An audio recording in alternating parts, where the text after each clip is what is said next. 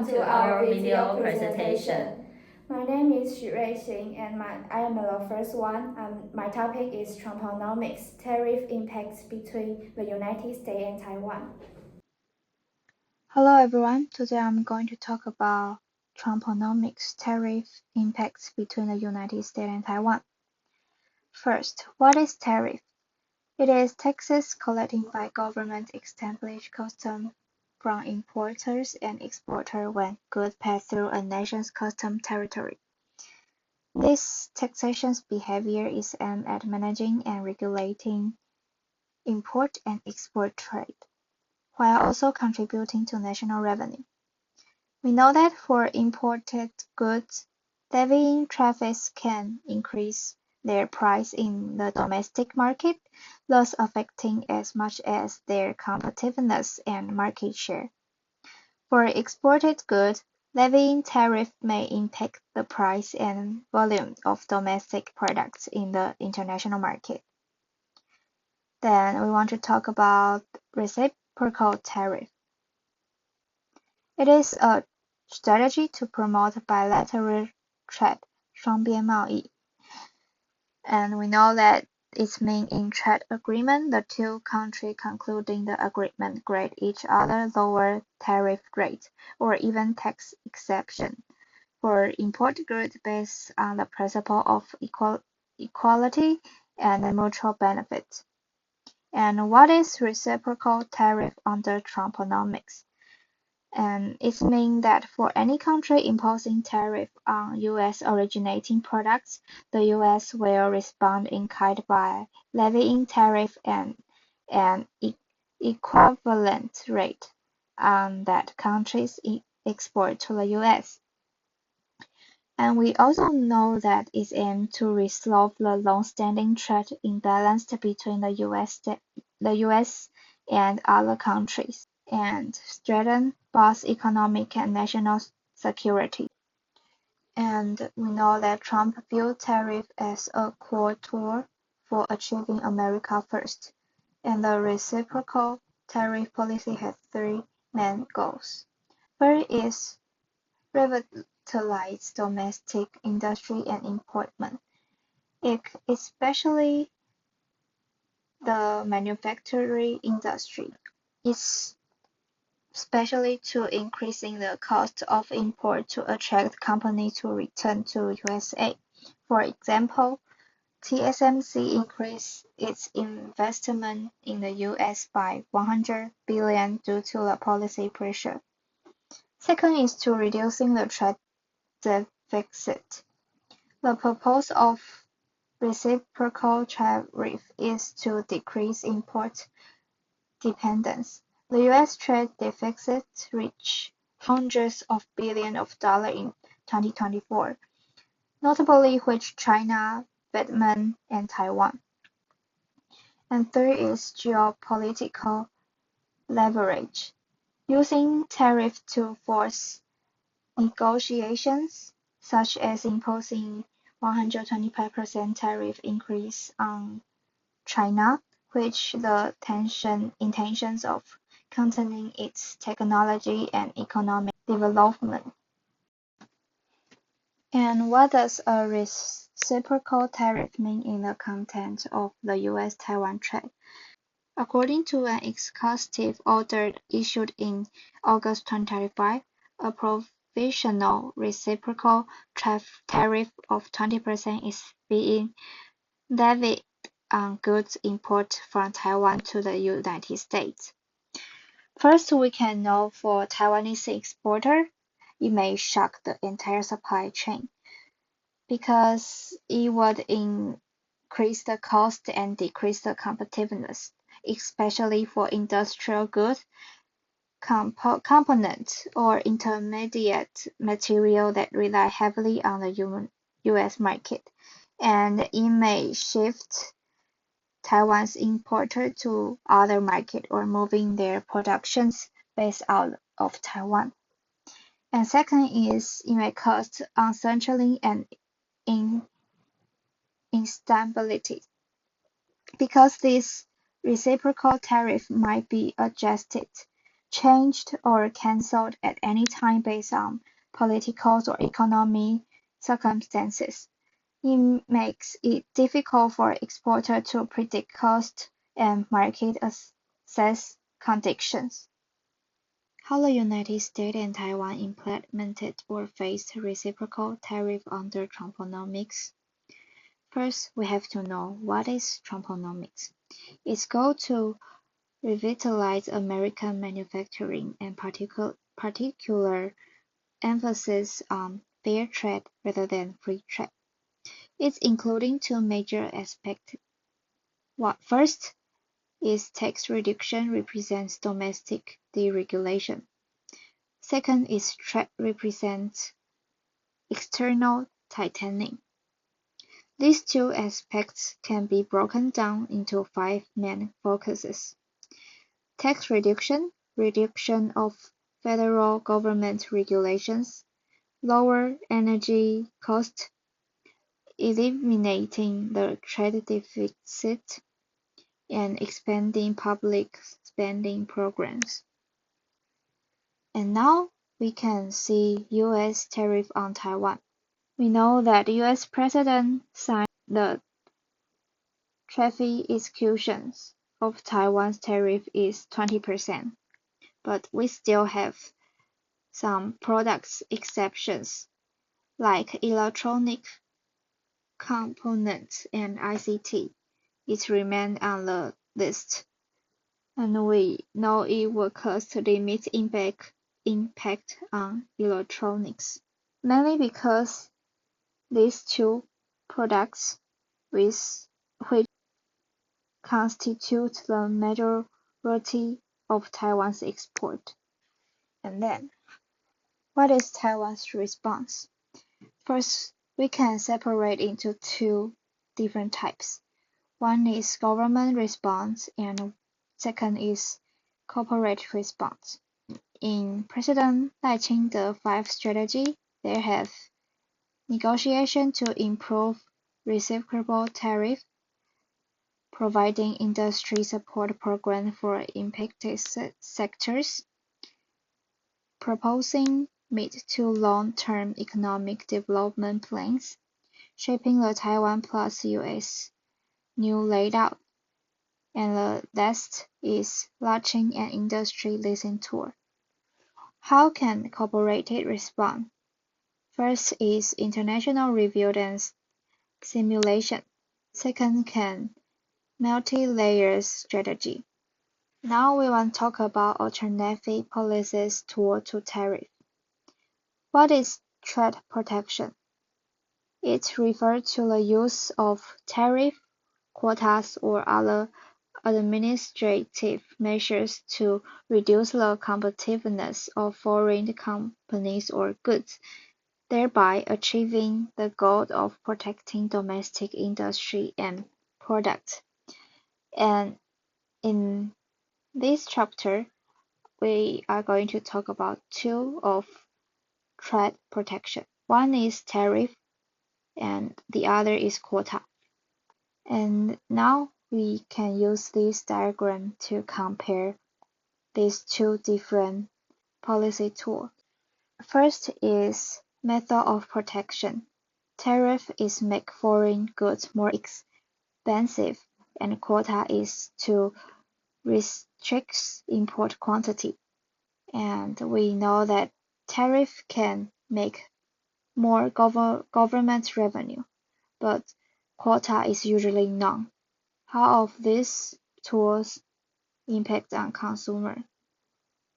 Tariff usually makes price rise, and quota not only make the price higher, but it make fewer choices.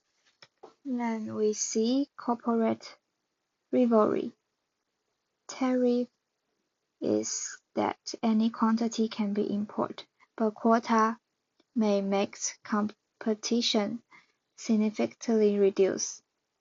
And now we see likelihood of foreign retaliation. Tariff is moderate and quota is high. And in the end, if effectiveness of protecting domestic industry. The tariff is moderate and the quota is high. And now we see under what circumstance might a country prefer to quota instead of a tariff. First, we know quota restrict quantity, while tariff only indirectly reduce import through price. So we can see quota are typically preferred in situations where the government seeks complete control over the import quantity, such as when the vulnerable domestic industrial and protection of key section, preventing dumping. These three situations. And quota also preferred when inelastic demand, meaning import demand is insensitive to price change. The effect of tariff is limited.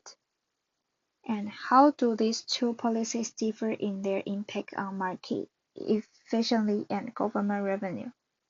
First, we see impact on market efficiency. First, tariff reduce consumer supply. As imported goods become more expensive, consumer willingness to buy decreases, and choices are fewer, so consumer supply is lowered. Second is debt loss. Tariff cause the price being too high, leading to change in demand or supply, and certain transactions that were originally beneficial to both buyer and seller to no longer occur. So it may cause debt loss. In quota, higher price and a decrease in consumer supply, and how it impacts on government revenue. Tariff may make government obtain tax revenue, but quota, the government usually does not directly receive revenue unless the quota licenses are sold. Now we see the U.S. reciprocal traffic and the U.S. import market. This diagram shows the U.S. import market. We can see the original equilibrium point is here, Q1 and P1. When the text the supply curve will shift to the left and the equilibrium point will turn to Q2 and P2. And we can see the import quantity will decrease, but the price will increase. Then we see the U.S. reciprocal traffic and Taiwan's export. This diagram is about Taiwan's export market. The original equilibrium point is here, Q1, P1, and when the text shows up, the supply curve will shift to the left. The equilibrium point will become Q2 and P2, and it means the exporter may decrease the export quantity, but they have to pay taxes, so the price will increase. Now we're gonna talk about welfare effect on Taiwan. How the U.S. tariff impacts Taiwan's consumer, producers, and government. First, we see consumers. If exporters are negatively impacted, it can lead to damage to the domestic economic and employment. A decrease in exports leads to poorer profits for producer and exporter. It may result in layoff and a decline in wage. Long-term decrease in domestic consumption. In the long run, this could reduce domestic consumer demand, thereby impacting the overall welfare of domestic consumer. Second, producer. As the U.S. raises tariff, demand for Taiwanese goods will decline. Many studies indicate that when an important country raises tariff, its import demand falls, leading to a reduction in the exporting country's export volume. Second, it may decline in export revenue and profit. This impact is particularly served on export-oriented industry. This may lead to companies scaling down operations, unemployment, or exiting the market. Supply chain and industrial chain pressure. This is second situation. A drop in export may affect the upstream and downstream supply chain that rely on export order. The entire industry chain may face significant order reduction or require restructuring. Impact on the government. It may reduce economic growth rate. Decreased exports lead to suppressed GDP growth or a lower economic growth rate. Studies suggest that when most countries raised trade barriers, long-term economic growth is negatively affected. Supply chain and industrial chain pressure also. If export-oriented industries scale back, it may result in unemployment and overcapacity. Government tax revenue may also decrease. How does the export decline influence Taiwan's overall economic welfare? There have three situations. First is decline in overall economic scale and welfare. Second is business and employment impact on export industry. Second is impact on welfare, resource allocation efficiency, and industrial structure. Then I will talk about how the reciprocal tariff impacts U.S. consumers, producers, and the government. First, we can see consumer. In the U.S. domestic price of import goods rise, their consumers must pay a higher price or purchase less. Consumer supply will decrease. Second, we see producer. Domestic producers face weaker foreign competition and are able to sell at higher price and expand output, so producer supply will increases. Government. The government gain tariff revenue. However, maybe the tariff revenue is often smaller than the resulting loss in social welfare. In the end, we see net welfare effect. The effect on a tariff is that consumer pay a higher price, producer benefits, and the government gain revenue. However, part of the consumer loss is returned to the government as tariff revenue, and the remaining loss in the debt loss, which constitutes the net social welfare loss. Although tariffs temporarily increase government revenue, the resulting debt loss, retaliation, and supply chain costs usually lead to a negative social welfare outcome. Thank you, everyone. My name is Tian Xinghui. I'm going to talk about TSMC as a dominant producer in the advanced chip market, pricing, cost, and competition.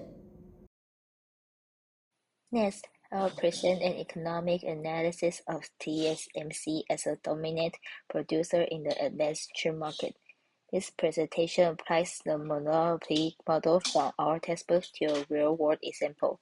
I will focus on pricing behavior, cost structure, economic profit, and potential competition in the advanced semiconductor industry. Here is the outline of my presentation. First, I will explain how TSMC determines price and output under monopoly. Then, I will discuss its cost structure and economic profit. After that, I will talk about long-run investment decisions. Finally, I will consider what happens if Intel or Samsung successfully enter the market. TSMC produces more than 90% of the world's most advanced chips, meaning 3 nanometer and below. Its major clients include Apple, Nvidia, AMD, and Qualcomm. Because these advanced chips have no close substitutes, TSMC has significant market power. In addition, extremely high fixed costs and technological leadership create strong entry barriers. As a result, TSMC's position in advanced nodes is close to a monopoly. From an economic perspective, TSMC behaves like a monopolist in the advanced node market. According to the monopoly model, a firm maximizes profit by producing the quantity where marginal revenue equals marginal cost, or MR equals MC. This condition determines the profit-maximizing output, Q star. Once output is determined, the monopoly price, P star, is found from the demand curve. Recently, strong demand for AI chips from firms like NVIDIA has shifted the demand curve to the right. This leads to a higher equilibrium price and a higher quantity. This slide shows monopoly profit and deadweight loss. Monopoly profit is calculated as profit equals price minus average total cost multiplied by quantity, or P star minus ADC, times Q star. Compared with perfect competition, a monopolist produces less output and charges a higher price. Because monopoly output is lower than the social efficient level, a deadweight loss occurs, and increases in AI demand expands the profit area, but the efficiency remains.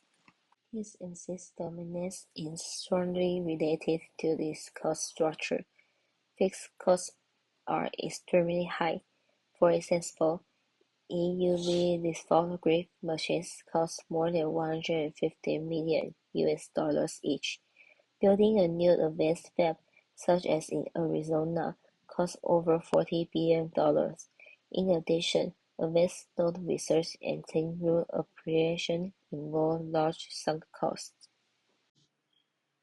TSMC also faces significant variable costs. This includes silicon wafers, chemicals, photoresist, electricity, labor, and maintenance. Electricity consumption is especially high in semiconductor manufacturing. However, compared with fixed costs, variable costs play a smaller role in determining market structure. Because fixed costs are so large, average total cost declines as output increases. This means only a few firms can operate efficiently at the advanced node level. TSMC's yield advantage further lowers cost per wafer. Therefore, an advanced semiconductor market shows the characteristics of a natural monopoly, as described in the textbook. In a competitive market, firms cannot earn economic profit in the long run. However, monopolies are different. TSMC can sustain long-run economic profit because of the high entry barriers. This includes technological leadership, high yields, customer switching costs, and strong brand trust. As a result, competition cannot easily drive profit to zero. TSMC is currently building new fabs in the United States, Japan, and Germany. These are long-run decisions because capital is adjustable only in the long run. Such investments involve large fixed costs and determine production capacity for decades. These long-run decisions shape the global semiconductor supply chain. If Intel or Samsung successfully develops comparable 2-nanometer or 3-nanometer technology, the market structure will shift away from monopoly toward oligopoly. This will increase price competition and buyer bargaining power. However, entry barriers remain extremely high due to cost, technology, and yield requirements. Therefore, successful entry is possible but very difficult. To conclude, TSMC behaves like a monopolist in the advanced chip market. It determines output where MR equals MC and sets price from the demand curve. High fixed costs and economies of scale create natural monopoly conditions. These factors allow TSMC to earn more economic profit.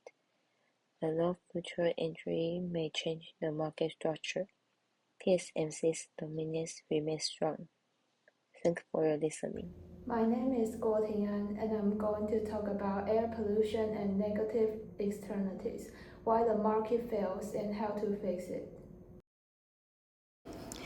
And then I'm going to talk about topic 3, air pollution and negative externalities, why the market fails and how to fix it. Understanding the case.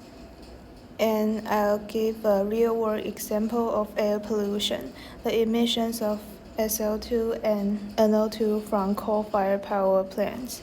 Air pollution is one of the most serious examples of negative externalities, unintended costs imposed on society by private production or consumption activities.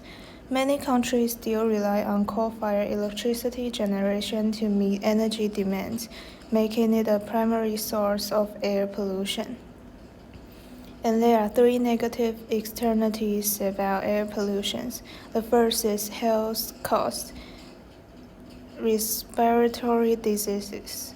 And the second is environmental costs like smog, acid rain, and contribution to climate change. And that is economic costs, increase the healthcare expenditures, reduce labor productivity, and lower tourism revenue. And who are the producers and victims of these externalities? The producer is coal-fired utility companies. They produce electricity to maximize their own profits. They only consider their private costs and ignore the social costs of pollution. And the victims is residents near the power plants, farmers, healthcare systems, the global climate.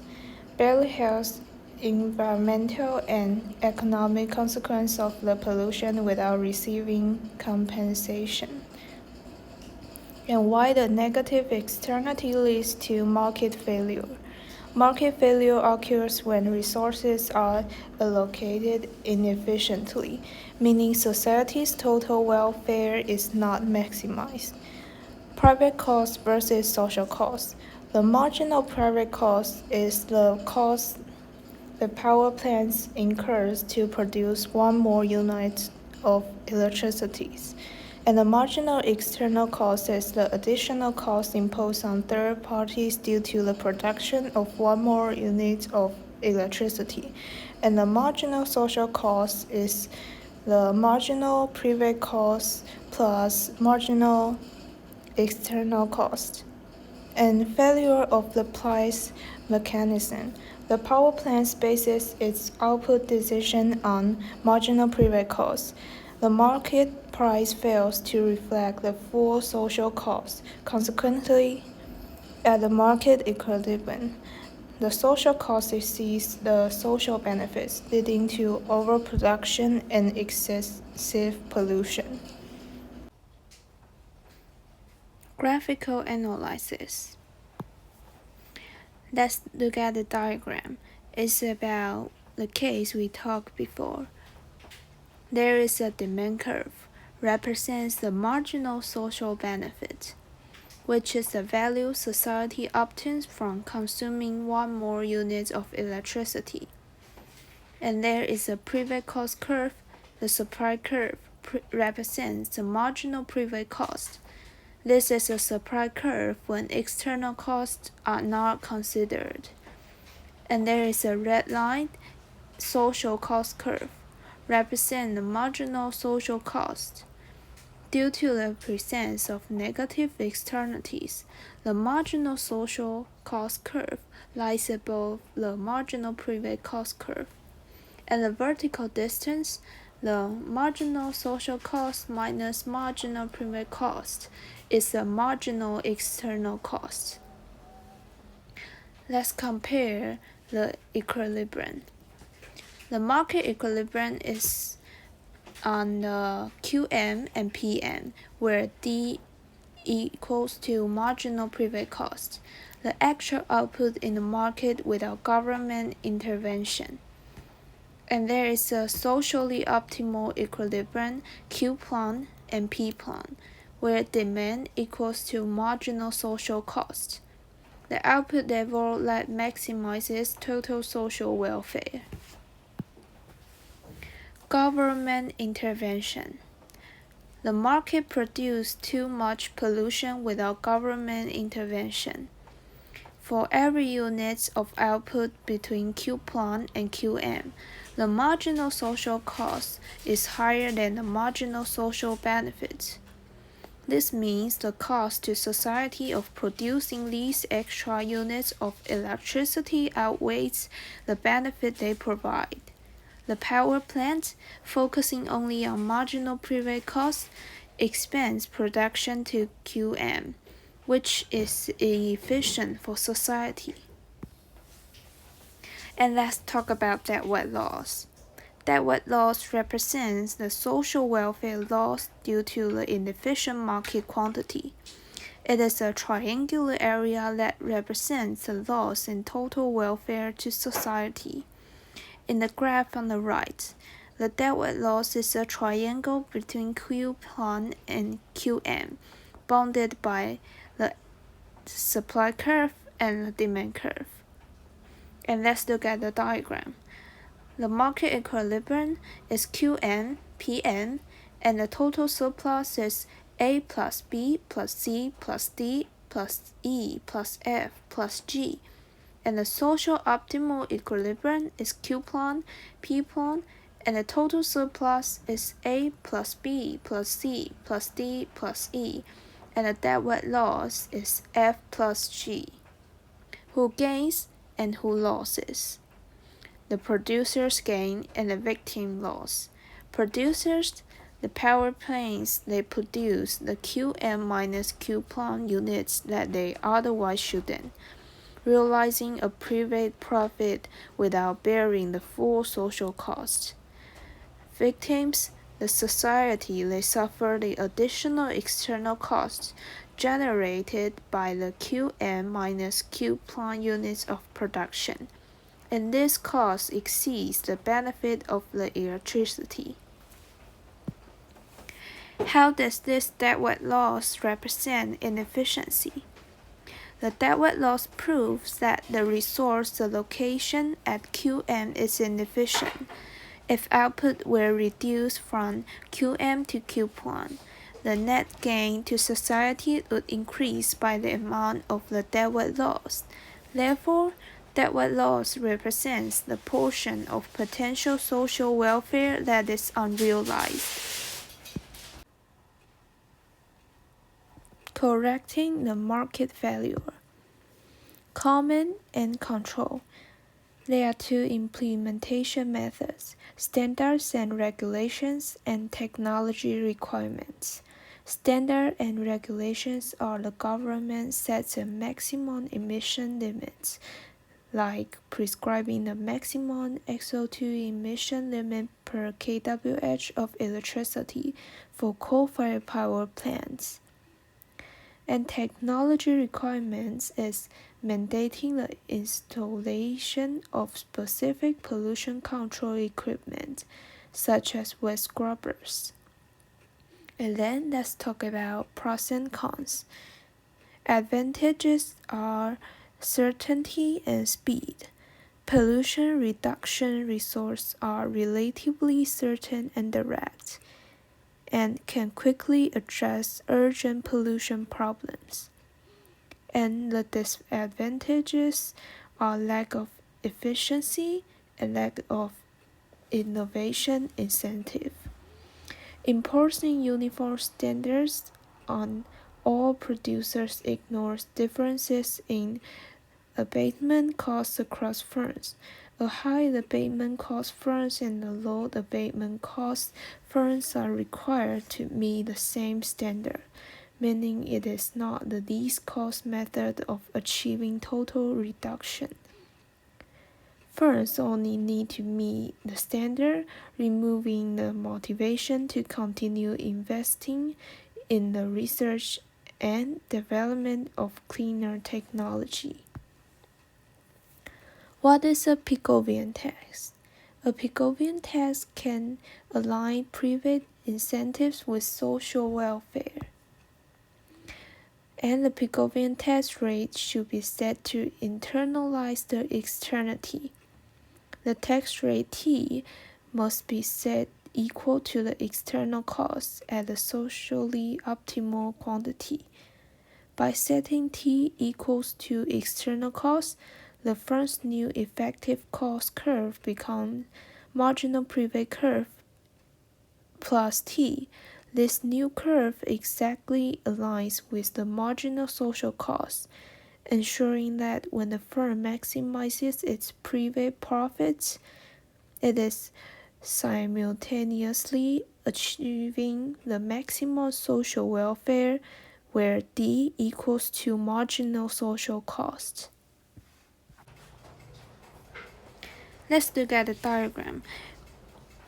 In the social optimal equilibrium,